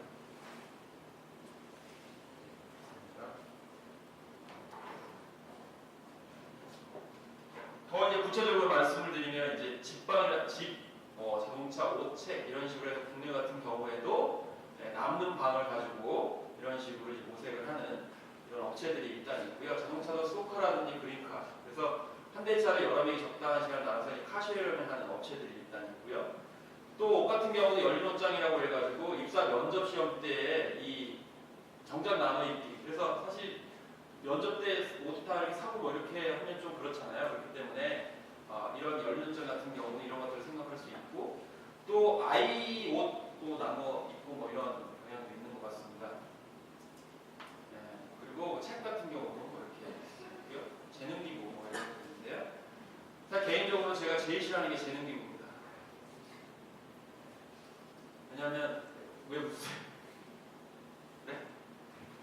네, 노동력 착취가 될 수 있기 때문에. 자, 그래서 뭐 서울시 공유단체 공유기업 지정 내용을 보게 되면 주로 이 공간에 관련돼 가지고 많이 이렇게 기업 법인을 지정을 해가지고 하고 있다는 것을 보시면 창작센터도 들어있고요, 소자자가 들어있습니다. 그리고 물건 공유 같은 경우에도 자동차 공유를 포함해가지고 정장 공유도 있고요. 아까 말씀드린 아동의료, 소셜 오픈데요. 이런 식으로 여행처럼 이렇게 되어 있습니다. 아마 들어보신 적이 있을 거라고 생각합니다. 그래서 중요한 거는 수익 모델인데요. 기본적으로 공유경제의 수익 모델은 제가 아까 말씀드렸지 공유 플랫폼이 제일 중요하다고 말씀드렸었습니다. 그래서 다시 요약해서 말씀드리면 공유 경제 플랫폼이라는 것은 디지털 공간을 매개하는 것이고요. 그 안에서 앱이 대세일 수밖에 없는 측면이 있는데 앱을 중심으로 플랫폼을 일단 형성시켜서 원래 이 소유하고 계신 분이 유유자원이 있다라는 것을 올리게 되면 어디에 올리냐면 당연히 플랫폼에 올리는 것이죠. 앱이든 다른 공간이든 간에. 그런 다음에 이용자가 이것을 정보를 인지하게 되고 그 신청을 해서 연결이 되게 되면 대여를 지급하게 되죠. 그러면 수익료의 10에서 20%를 이 플랫폼을 운영하는 사람이 받게 되는 것이고요. 그리고 대여자는 수익을 얻게 되는 것이죠. 여기서 중요한 것은 이 피드백이 즉각적으로 이루어진다는 겁니다. 왜냐하면 그 네트워크 공간을 통해 가지고 즉각적으로 이루어져야만이 다시 또 시정 조치를 하게 되고 이게 원활하게 돌아가야만이 이제 신뢰가 회복이 되는 상황들이 벌어지게 되는 것이죠. 그렇죠? 만약에 이게 잘 안 된다, 이거 잘 안 돼도 문제가 커질 수 있다라는 것이고요. 네, 그렇습니다. 그래서 일단 공유경제 핵심 요소 4가지를 일단 생각을 해야 됩니다. 제가 제일 강조하고 싶은 것은 소비자 만족을 위한 적정 규모의 거래 시장이 있느냐입니다. 더 디테일하게 말씀드리면 시장이 어느 정도 규모가 있느냐를 정확하게 파악을 해야 됩니다. 무슨 얘기냐? 이게 소규모 시장이냐, 좀 더 큰 시장이냐, 거대한 시장이냐 이런 것을 정확하게 구분을 해주셔야 되죠. 무슨 얘기냐? 우리가 우버 같은 기업 만들 수 없어요. 아까 생존 모델, 그러니까 스티브 잡스의 애플사를 자꾸 언급을 하는데 그게 적절한 비유 대상이 될 수 없다라고 말씀드린 이유가 여기에 있습니다. 각 아이템별로, 서비스별로 시장 종족이 있어요. 제가 구체적으로 말씀드리죠. 그렇지만 규모가 있단 말이죠. 적절한 시장 규모가. 특히 한국 같은 경우는 그 시장 규모가 더 작아요. 왜? 예술시장 자체가 적기 때문에, 또 영업원 국가가 아니기 때문에 훨씬 더 작아요. 그런데 그 적절한 시장이나 그런 규모를 얘기하지 않고 비교사를 너무 크게 잡는 경우가 많다는 것이죠. 자, 시장 자체를 좁게 잡을수록 거기에 들어갈 예산 투입 비용을 어떻게 산정해야 될 것인가가 나오는 거죠. 그런 면에서 적정 규모가 어느 정도냐를 정확하게 판단하셔야 예산 투입이라든지 수익 결과물에 관련돼 가지고 틀을 잡을 수가 있는데 그 부분을 얘기하지 않는다라는 것이고요. 심지어는 어떤 정치인들은 공유경제나 사회적 기업 가지고 우리 사회를, 우리나라를 다 대체할 수 있다고 이런 식으로 망발을 해요. 불가능합니다. 그거는 굉장히 그 시스템 자체가 다 바뀌어야 되는 문제예요. 그거 사기치면 안 돼요. 그래서 적절한 이 시장 규모라든지 이 시장 니즈들을 정확하게 파악하는 것이 필요하거든요. 그리고 사고 대여 또는 교환할 수 있는 여분의 자산이 얼마가 되는 것인가가 또 파악이 당연히 돼야 되겠죠. 근데 현실적으로 그런 파악 잘 안 한다는 것이죠. 그리고 소중한 타인과 공유함으로써 편익을 얻을 수 있는 믿음, 신뢰죠. 그리고 익명의 타인을 검증할 수 있는 평판 시스템. 평판이라는 게 뭐냐? 아까 제가 말씀드렸지 않습니까? 후기를 통해서 피드백을 할 수 있고 이렇게 할 수 있는 게 제대로 되어 있느냐가 제일 중요합니다. 만약에 이게 제대로 되어 있지 않으면 처음에는 이용을 하겠지만 점점 떠나가게 될 수밖에 없는 상황이 벌어지기 때문에, 근데 제일 중요한 건 뭐냐면요, 신뢰관계가 형성이 되려면 무슨 얘기냐면 컨텐츠에 자신감이 있어야 돼요. 속이면 안 돼요. 공유경제의 가장 핵심 뭐냐면 속이면 안 돼. 불투명하면 안 돼. 왜? 다 뽀록이 나거든요. 다 뽀록이 나는 거예요. 그래서 정말 컨텐츠가 있고 필요한 거 있고 투명하게 하는 사람만 할 수 있어요. 그렇기 때문에 어려운 거예요. 사실 공유경제는 굉장히 멋져 보이고 그러지만 사실 쉽지가 않아요. 그럼 어떻게 해야 되느냐? 욕심을 부리면 안 돼요. 그래서 적절한 시장 규모라든지 이런 것들을 계속 얘기하는 이유가 있습니다. 사업 수익만 바라게 되면 계속 자꾸 버블을 끼게 되고 숨기게 되고 이상한 짓을 하게 되는 거예요. 그래서 목표를 확실하게 처음부터 정하지 않으면 공유경제 모델의 사업 구체적인 아이템은 실패할 수밖에 없어요.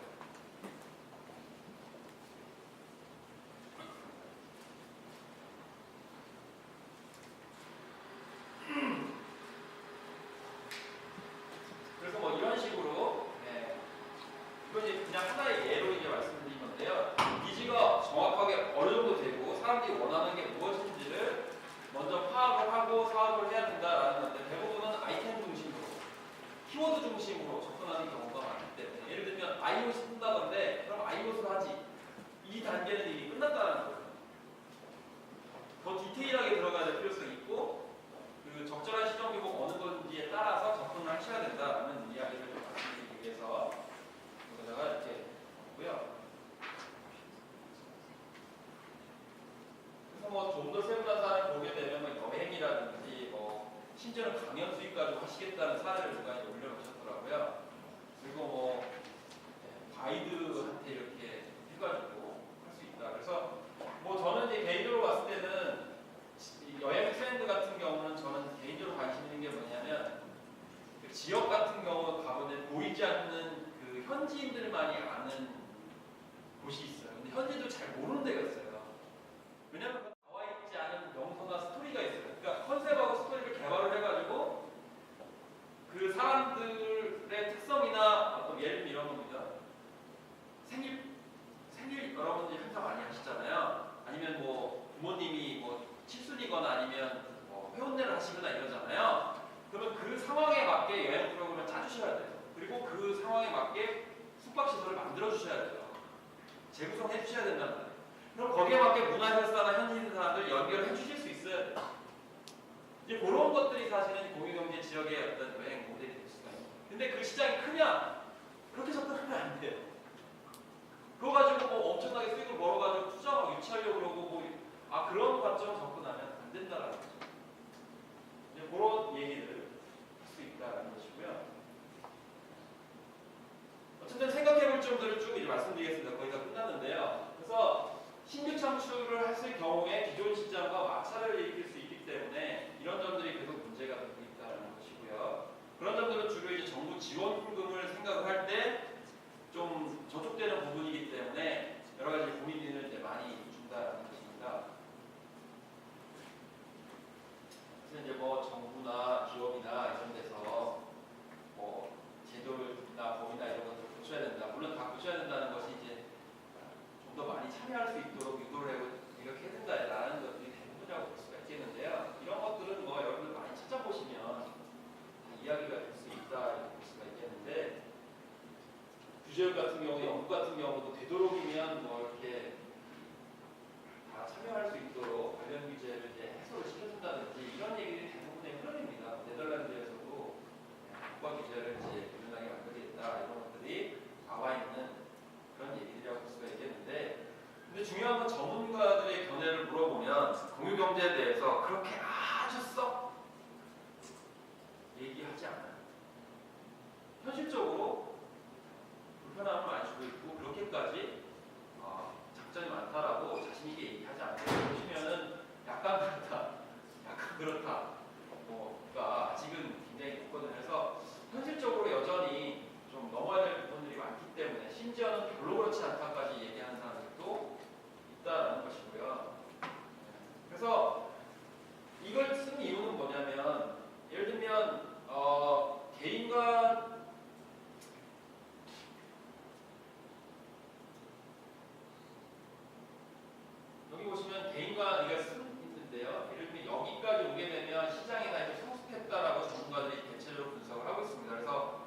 간 크라우드 펀딩이라든지 자동차 공유, 장비 렌탈, 음악과 비디오 스트리밍이라든지 숙박 여기까지 이르게 되면 이제 고성장이라고 얘기를 하는 거고 만약에 이 단계까지 넘어가면 이제 다 성숙이겠다라고 이제 일단 보는 건데요. 지금은 어쨌든지 간에 이 단계로 가고 있긴 해요. 지금 그 대체적으로 이야기하는 것들이. 근데 중요한 거는 어쨌든지 원론적으로 얘기를 했을 때 유료 자원의 어떤 공유라고 하는 그런 단순한 것이 아니고 이제 시민 중심의 공유 경제 쪽으로 가야 된다라고 하는 것이 근본적인 거라는 거죠. 그래서 여기 부분에 많이 엿서거나 지금 현재 여기까지만 주로 이제 논의가 많이 되고 있는데 가장 이상적인 거는 시민 자체가 자발적으로 공유 경제를 만들려는 결국에는 커뮤니티 중심의 그런 기반이 형성돼야만이 이 단계까지 갈 수 있다는 것이죠. 근데 우리나라는 제가 생각했을 때는 이것 자체가 거의 없지 않나라는 생각이 많이 들어요. 그리고 만약에 국가 정책적으로나 뭐 서울시든 이런 데서 하려면은 이것 자체에 대한 그런 서브 인프라를 갖춰주는 데에 지원을 해야 되지 제 개인적인 생각은 각계 개별적으로 기업에 지원을 하면 먹튀가 많을 가능성이 창조벤트단지 그거 했었잖아요. 그거 망할 수밖에 없는 거예요. 제가 봤을 때는. 만약에 홍대다 그러면 홍대를 기반으로 한 이런 커뮤니티가 일단 많이 있어야만이 공유경제가 장기적으로 활성화가 될 수가 있어요. 그런데 그 단초는 뭐냐면 대학 가기 때문에 커뮤니티가 그래도 나름대로 살아있을 수 있는 점이 저는 있다고 개인적으로 생각이 들거든요. 학생들도 그래서 대학도 지역과 연계성 관점에서 봤을 때 그런 문제에 대해서 관심을 많이 가져야 돼요. 그러니까 산학연이라는 게 다른 문제인 게 아니고요. 이런 공유경제 관점에서도 주체 세력을 좀 이상하죠. 그런데 기반이 될 때 그걸 판단을 해가지고 해야 되는데 정부사업이나 이런 것들이 대부분 그렇게 안 되고 유행 흐름을 따라가지고 공동주의가 대사해 당장 성과 보여야 되잖아요. 성과 지표 내야 되잖아요. 그렇기 때문에 보유자 지원을 해주게 되면 결국 유행 따라 그 예산을 소진시킬 수밖에 없는 측면들이 있기 때문에 그런 점이 좀 아쉽다라는 생각이 좀 일단 들고요. 그래서 대학생들도 사실은 스타트업이나 이런 거 창업 아이디어 할 때 그냥 아이디어 자기들의 아이디어 가지고 이렇게 그 사업해가지고 하는 게 아니고요. 정말 생활 모델을 근점으로 해가지고 처음에 그게 기반이 돼야만이 그건 성공할 수 있다고 봐요. 근데 그게 너무 없어요. 최근에 가장 가슴 아팠던 게 뭐냐면 대학생들의 스타트업의 98% 이상이 스펙 따기 위해서 스타트업 만들었다고. 일단 그 한 다음에 다 없고 혹시 그거 보셨어요? 스타트업 만들어가지고 어디서 이제 테스트에서 1등하고 뭐 이렇게 선정이 되고 그러면 그 자체가 목적인 거죠. 그럼 한글 쓸 수 있잖아요. 이력서에. 그렇습니다. 그래서 한국형 공유경제를 대체적인 분위기는 이쪽으로 많이 가고 있는데 이윤형으로 가고 있습니다. 비즈니스 모델을 강조하기 때문에. 그래서 이런 점들이 좀 본질에서 좀 어긋나고 있지 않은가. 어쨌든 뭐 경제적 효과가 있습니다. 수요 시장 확대하고요. 공급 시장 확대합니다. 네. 왜냐하면 소비자였던 사람이 공급자가 되는 상황이 벌어졌기 때문에요. 그리고 수익성 서로 좋게 할 수 있습니다. 그리고 이런 점들 때문에 서울시나 뭐 국가적으로도 많이 주목을 받고 있다고 생각이 듭니다. 그런데 과연 이것을 대변할 수 있는 모델이 있는지 이런 점을 여전히 생각할 수밖에 없겠고요. 그리고 가장 좀 오해 소지가 있는 게 공유경제는 따뜻하다 뭐 이런 거 사실 이런 생각 버려야 됩니다. 이게 무슨 얘기냐면 예를 들면 사회적 기업을 하실 때 대부분 협동적으로 하실 때 대부분 이렇게 온정주의나 휴머니즘 가지고 접근을 많이 하세요. 그렇지만 사회적 기업도 기업입니다. 수익이 있어야 됩니다. 협동조합 역시 수익이 있어야 됩니다. 다만 참여 과정이나 수익 배분에 있어서 좀 더 주체적으로 만들어주기 때문에 그걸 강조하는 것이 본질은 수익이 나야 됩니다. 근데 다만 그 수익이 주주자본주의처럼 막대하게 막 이렇게 법을 일으켜가지고 가듯이 계속 인수합병 해가지고 계속 깜짝 쉬어지 않습니까? 그죠? 그래서 깜짝 쉬어가지고 주가 올리는 거예요. 알파고 해가지고 60조 벌었잖아요. 알파고도 그 한계가 명확한 인공지능이거든요. 다 거짓말이거든요. 거의 98%가 거짓말이거든요. 근데 그렇게 할 수밖에 없어요. 왜? 그렇게 해야 계속 투자 받고요. 계속 주가 올리기 때문에. 공유경제는 그 반대에 있는 거예요. 실체가 중심인 거죠. 서프라이징이 중심이 아니고 계속 자금을 유입해가지고 뭔가 키우는 게 아니고 그 반대쪽에 있기 때문에 의미가 있어요. 왜? 실체가 더 중심이라는 거예요. 컨텐츠가 중심이고 실제 사람들이 필요한 거를 중심에 두기 때문에 의미가 있고 그렇기 때문에 규모가 작죠. 그리고 따뜻하지만 않다는 걸 해야 상처를 받지 않습니다. 사람들이. 예를 들면 협동조합이다 그러면 와가지고 따뜻하고 이해가 있으니까 뭐 파라다이스가 열리겠지. 나중에는 다 싸우고 난리 나고 네가 먼저 가지 왜 나 배제하니 뭐 이렇게 해서 파탄 나거든요. 사회적도 마찬가지. 공유경제가 잘못하면 그럴 가능성이 있기 때문에 그런 생각을 버려야 된다. 그러면 최소한의 욕심을 버려야 돼요. 떼돈 벌 수 있다는 생각 버려야 되고요. 뭔가 엄청난 파라다이스가 있을 것이다 이렇게 생각하면 곤란합니다. 그래서 처음에 제가 말씀드린 것처럼 저성장 기조에 왜 공유경제가 뜨느냐를 생각할 수밖에 없다는 거예요. 저성장 기조에서는 월급 5천만 원, 6천만 원 대기업 모델 생각하면 안 되는 거죠. 자수성가 해가지고 엄청난 글로벌 기업 만들 때 이렇게 생각하면 안 되죠. 공유경제도 그렇게 바라볼 가능성이 높아요. 그러니까 그런 생각이고요. 그래서 잊지 말아야 원칙은 결국은 처음부터 끝까지 다 신뢰의 바탕을 둬야 된다. 그래서 무슨 뭐 일자리 창출, 경제 활성화, 시민 중시, 기술 지향적 성장 정보, 서열식 굉장히 화려한 단어이 많은데요. 신뢰를 바탕을 둔 니즈의 그 실제 사람들이 필요한 것들을 공유할 수 있는 커뮤니티 형상이 일단 기본이 있어야 되고 그게 없으면 사업을 하지 말아야 돼요. 제 개인적인 생각은 그래요. 아마 이 이후에 강의를 많이 하실 텐데요. 뭐 다른 관점을 다 얘기하실 겁니다. 그렇지만 제 생각은 그렇습니다. 제 생각. 뭐 이런 것들은 뭐 기존에 이제 뭐 여러분들 참고적으로 알아야 될 그런 과제가 되겠는데요. 예를 들면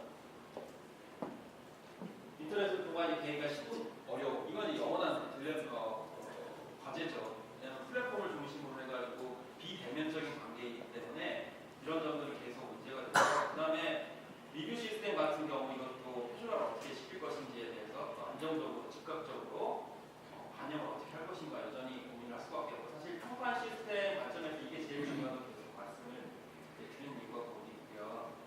또 안전한 거래라든지 그리고 이제 여기서 이 부분을 어떻게 조정할 거냐. 예를 들면 아까 뭐 여러 가지 아이템들을 많이 말씀드렸지만 웬만한 건 다 나와 있거든요.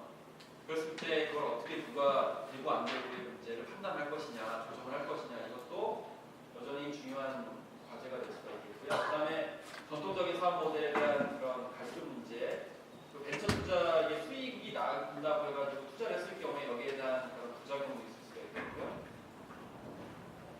그렇습니다. 지하 경제 문제는 뭐 국가적인 차원에서 얘기하는 것이고요. 위법성 문제라든지 또 소유권에 관련돼 가지고 이게 법적 책임 문제가 있을 수 있는 것 이런 것들은 여전히 생각할 수 있겠습니다. 뭐 법제도적으로 뭐 현실적으로 이제 여러분의 사업을 하나 비했을 때 관련 법들을 이제 참고할 수밖에 없겠고요. 그런 면에서 이제 우버나 이런 그 교통수단 같은 경우는 여객 자동차 운수 사업법이라든지 또 이제 숙박시설 같은 경우에는 이제 관광진흥법에 관련돼 가지고 요즘 공중위생법이라든지 이런 것들이 저촉되는지를 살펴봐야 되겠고요. 또 지적재산에 관련돼서도 이제 또 살펴봐야 될 점이 있기 때문에 공유경제는 어차피 새로 아이템을 내실수록 이 기존의 법체계에 어떻게 충돌이 되는지를 자문을 받거나 살펴야 되는 그런 것들 과정들을 같이 보셔야 된다. 이렇게 볼 수가 있겠습니다. 숙박시설 같은 경우에는 공중위생법에 관련돼 가지고 이 기준을 갖추지 않으면 법에 저촉이 되기 때문에 과태료를 물게 되죠. 실질적으로 그렇게 하는 점을 좀 짚어서 말씀드리고요. 자, 이런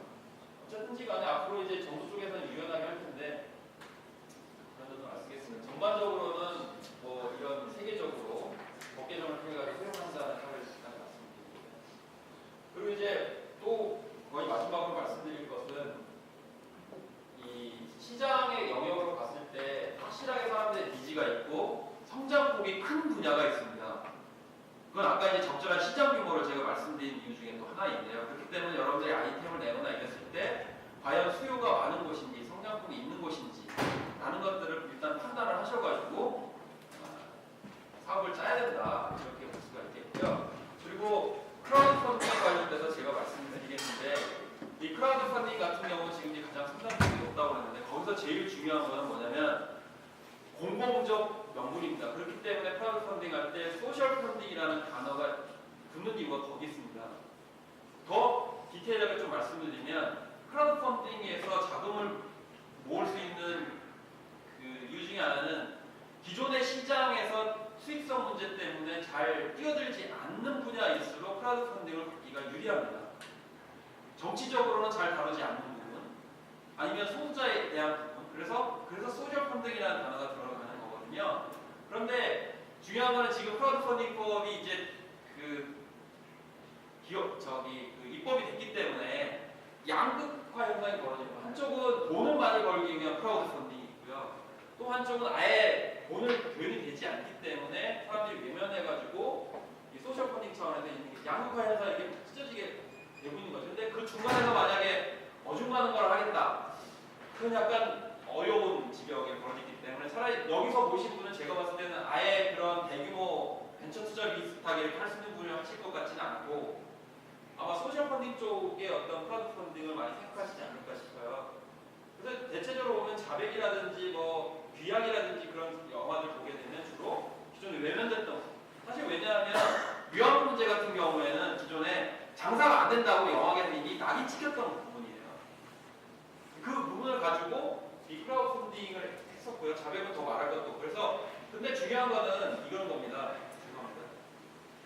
그럼 자백하고 귀향이 왜 성공을 했느냐? 거기에는 강력한 커뮤니티가 이미 형성돼 있었어요. 무슨 얘기인지 아시겠죠? 자백 같은 경우에도 이미 커뮤니티가 기본적으로 형성이 돼 있고 그 사람들을 타겟으로 해가지고 크라우드 펀딩을 했기 때문에 자금이 모인 겁니다. 귀향도 마찬가지고요. 그 커뮤니티가 형성되지 않은 상태에서 크라우드 펀딩을 한다는 거는 처음부터 좀 위험한 거죠. 그래서 그 커뮤니티들이 원하는 것이 무엇인지 대체적으로 예를 들면 코드가 있습니다. 그 사람들이 원하는 코드. 예, 그런 것들을 맞춰적으로 해가지고 할 때 크라우드 펀딩 같은 경우에도 성공을 할 수 있다는 거죠. 그래서 예, 그런 점이요. 그리고 이제 아까 말씀드린 것처럼 다 미입회사입니다. 예. 성공 사례를 얘기를 할 때 그런 이제 적절성이 있느냐, 예를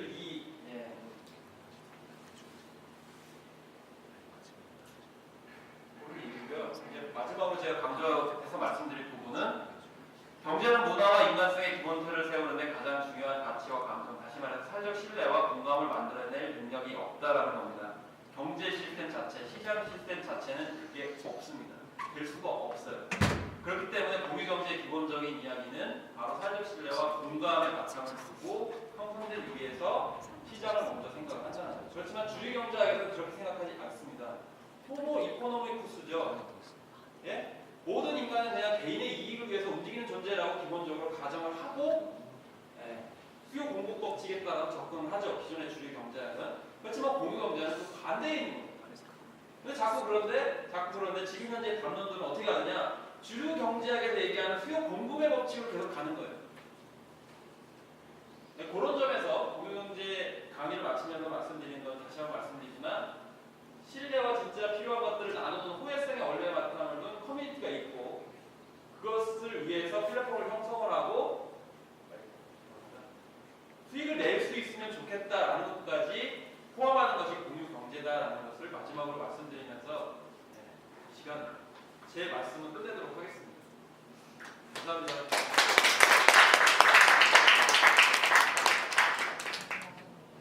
교수님이 생각하셨을 때 가장 바람직한 게 지금 하고 있는 공유경제의 대표적인 예는 뭐가? 그러니까 뭐 공부라던가 이런 거 잘 하고 교수님 이게 이제 자꾸 그 공유 경제 하니까 경제관념을 먼저 생각을 하는데 예를 들면 회복을 생각해 보시죠. 회복은 처음 출발할 때 뭐였었죠? 하버드대학교 동문회 그 뭐라 해야 되죠? 게시판은 아니고 그 네트워킹이잖아요. 그걸 중심으로 커진 거 아닙니까? 거기 처음에 그 열었을 때 거기에 핵심적으로 활동할 사람들은 너무 자명하게 정해져 있었어요. 그렇죠? 응집 집단이 있는 거죠. 거기에다가 이제 하버드를 동경하는 사람 있고 뭐 그래가지고 갔던 거 아니고 그게 동경이 돼가지고 갔던 거잖아요. 그럼 만약에 그냥 우리가 흔히 생각하는 것처럼 네트워킹을 조직해가지고 그러면 SNS 하면 된다라고 했으면 아마 페북은 실패했을 거예요. 그 처음 출발 시드 그 네트워킹이 처음에 있어야 되는 거죠. 그게 일단 브랜드 효과를 갖게 되고 그러면 사람들이 몰리겠죠. 근데 대부분 그 구축을 안 해요. 못 찾는 거죠. 그냥 겉모양만 보는 거예요. 아 이게 된다더라 그러면 대충 해가지고 하면 되지 않을까. 뭐 수요공급법전에서 이 콘텐츠 넣고 이 서비스 넣으면 되지 않을까 이렇게 하거든요. 아니거든요.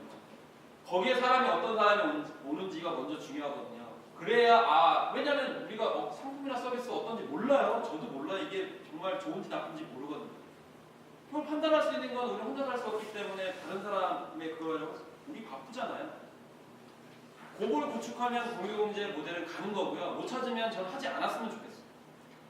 예를 들면 홍대생들이다. 그럼 홍대생들이 좋아하는 뭔가 있을 거예요. 그들이 공유하는 뭔가 있어요. 취향이나 이런 게 있을 거란 말이죠. 홍대는 뭐 브랜드가 있기 때문에 그 문화 쪽으로 해가지고 될 수 있을지 몰라요. 전 잘 모르지만 그걸 차면 되는 거고요. 안 되면 안 되는 것 같아요. 저 개인적으로 그렇게 생각합니다. 이거를 제대로 전파를 시키는 준비 과정이 있었는지. 그게 제 생각을 좀 말씀드릴게요.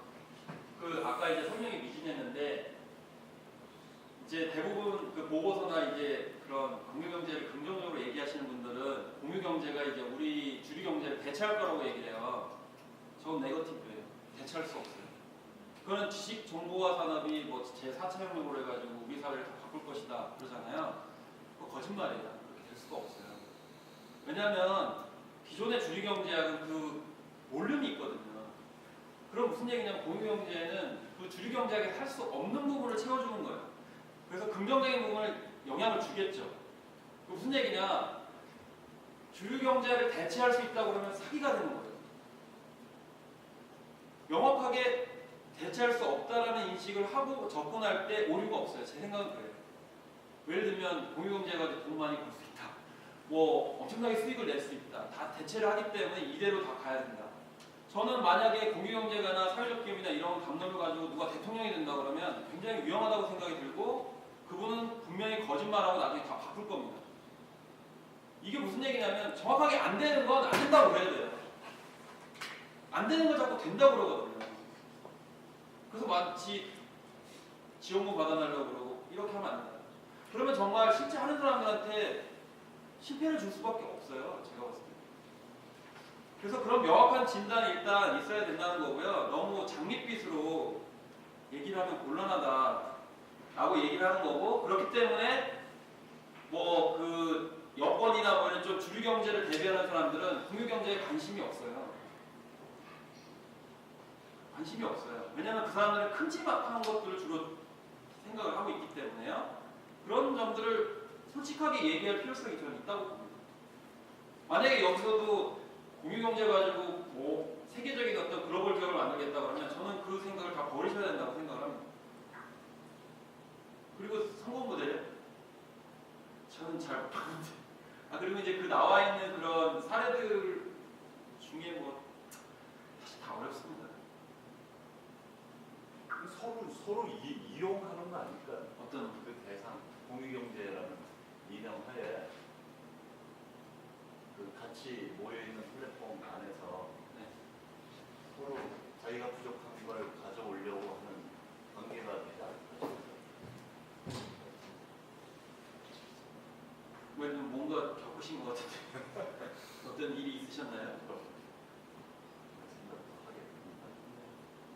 그래서 뭐 장밋빛으로 너무 접근하지 않았을 때 좀 그런 말씀하신 부분들에 대한 실망이라든지 이런 것들이 좀 없을 거라고 저는 해가지고 잘 아시지만 협동조합 많이 그 유행했을 때도 협동조합 열풍 불어가지고 다들 관심을 가지셨지만 상처받으신 분들이 너무 많았거든요. 굉장히 많죠. 그런 점들에 대한 실패를 좀 제어하기 위해서 공유경제에 대한 환상을 좀 깨고 접근해야 되지 않나 싶어가지고 처음에 제가 좀 세게 얘기했습니다. 아마 다음 주부터 강의는 좀 더 소프트하게 많이 하시지 않을까 이렇게 생각을 하고 있습니다.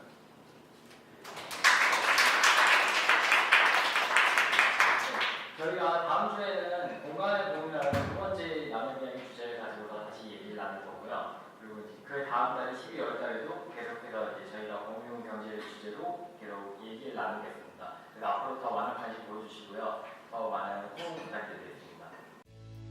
저는 문제에 대해서 잘 몰랐고요. 관심도 별로 없었는데 이거 강의하는데 기까지 생각보다 생각보다 되게 풍부한 내용을 가지고 있고 또 그런 느낌이 많이 가지고 굉장히 재밌었어요. 이게 좀 공간에 참여해